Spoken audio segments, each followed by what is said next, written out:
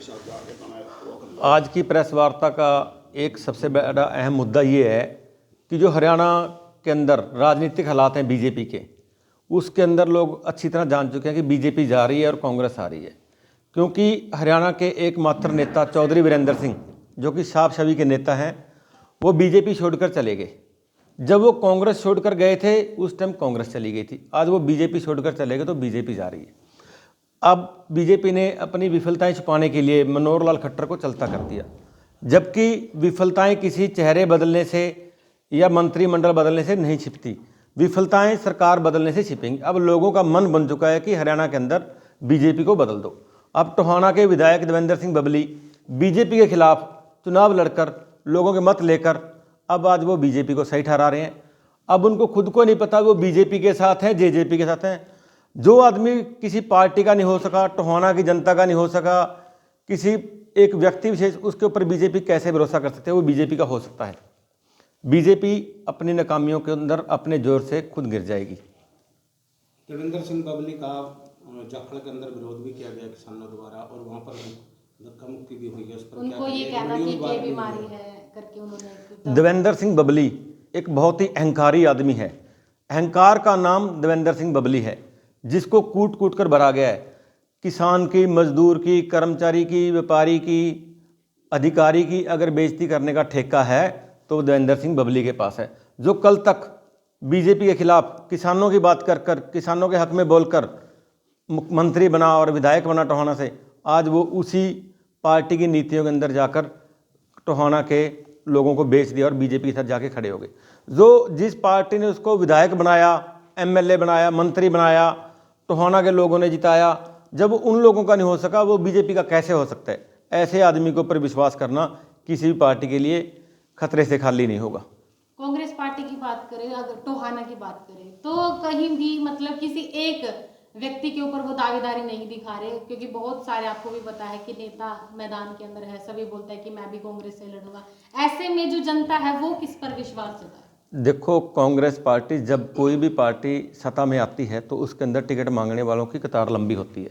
आज लोगों का बीजेपी से मोह भंग हो चुका है। ये ताज़ा उदाहरण है बीजेपी का फ्लोर टेस्ट। और बात कांग्रेस के अंदर लोकतांत्रिक पार्टी है, हर आदमी को अपनी टिकट मांगने का अधिकार है, चाहे वो मैं हूँ, चाहे मेरे और साथी हैं, चाहे आप सभी साथी में से कोई हो सकता है। कांग्रेस लोकतांत्रिक पार्टी है। कांग्रेस के अंदर मेहनत करता है, कांग्रेस उसी पार्टी को आगे लेके जाएगी। ऐसे नहीं है कि बीजेपी हारे हुए आदमियों को आगे ले जाएगी। सुभाष बराला जी 50,000 से हारे, उनको राज्यसभा भेज दिया। नायब सैनी जी की मिसेज चौथे नंबर पर रही, उनको मुख्यमंत्री बना दिया। कांग्रेस पार्टी लोकतांत्रिक पार्टी है। इस लोकतंत्र के अंदर हर आदमी का अधिकार है कि वो अपने लिए टिकट मांगे। सिरसा से अशोक तंवर को उम्मीदवार बनाया गया है, तो क्या लगता है आपको सिरसा से कांग्रेस का कौन उम्मीदवार रहेगा? उसके लिए आप किस प्रकार तैयारी कर रहे हैं?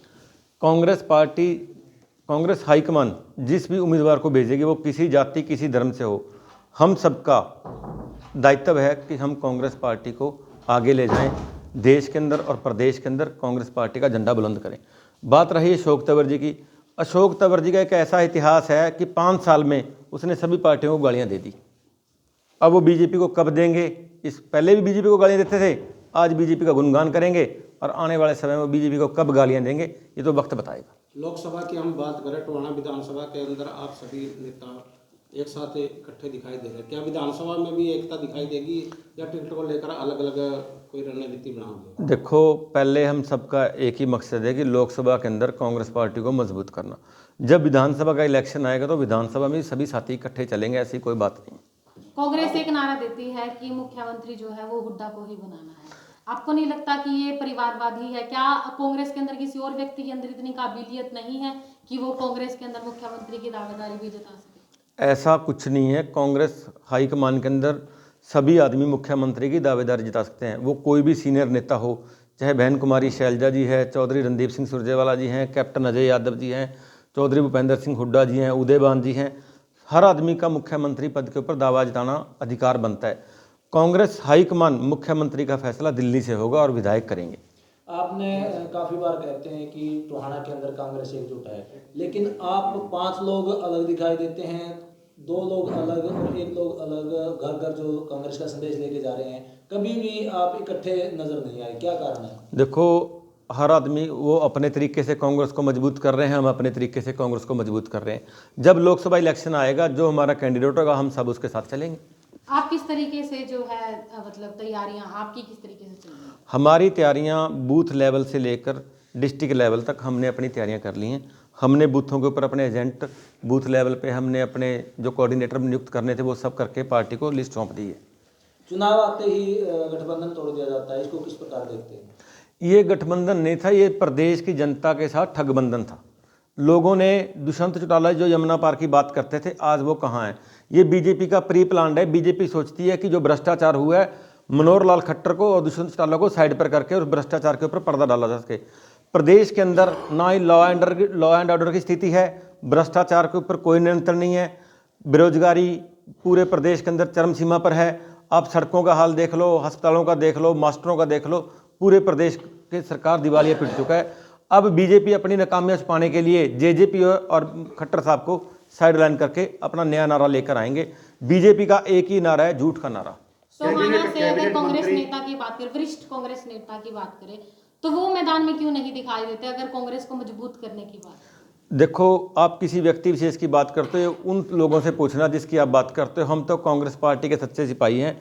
पार्टी की नीतियों को घर घर तक पहुंचाएंगे और पार्टी के झंडे और डंडे को बुलंद करेंगे। क्या मानते हो कि कैबिनेट मंत्री का पद जाने के बाद क्या हल्के को कोई नुकसान हो सकता है इसका? भाई अगर 6 महीने पड़े थे, अगर पद होता तो और कुछ भी विकास हो सकता था, क्या मानते हैं आप? देखो, टोहाना के अंदर आप विकास की बात करते हो, 9.5 साल के अंदर एक रोड नहीं बना आज तक। अगर उस रोड का बनना स्टार्ट हुआ था, और वो भी लोकसभा चुनाव आने के कारण, क्योंकि वो हमारे प्रदेश को